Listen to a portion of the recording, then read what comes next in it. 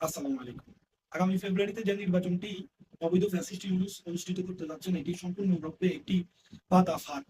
এই ফাঁদে পা না দেওয়ার জন্য দেশের সকল স্তরের মানুষের প্রতি একান্ত অনুরোধ। এটিকে কেন পাতা ফাঁদ বললাম তার বিস্তারিত আপনাদেরকে একটু খুলে বলছি। অবশ্যই সম্পূর্ণ ভিডিওটি দেখবেন।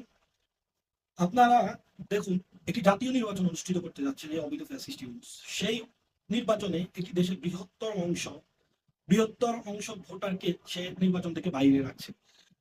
তো সেই সুবাদে সে জামাত এবং বিএনপি এদেরকে দিয়ে একটি নির্বাচন খেলার আয়োজন করতে যাচ্ছেন।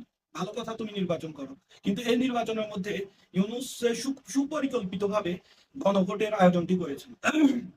এখানে ইউনূসের মূল উদ্দেশ্যটি হচ্ছে যে নির্বাচনের দিন নির্বাচন ঠিকই হবে, সে গণভোটটি করিয়ে নিবে।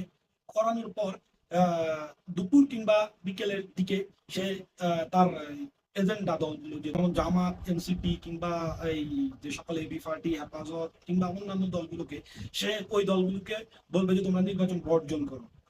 ওই দলগুলো তখন তৎক্ষণাৎ নির্বাচন বর্জন করবে, এমনকি বলবে যে লেভেল প্লেইং হয়নি, আমরা নির্বাচন বর্জন করলাম। তখন ইউনূস কি করবে? ইউনূস তখন বলবে যে যেহেতু বিরোধী পার্টি একটি দল এত বড় একটি অংশ নির্বাচনকে বর্জন করেছে, সেহেতু এই নির্বাচনটি বিশ্বের কাছে গ্রহণযোগ্য হবে না। তো সেই সুবাদে এই নির্বাচনটিকে আমরা এখন আয়োজন বা এই নির্বাচনটিকে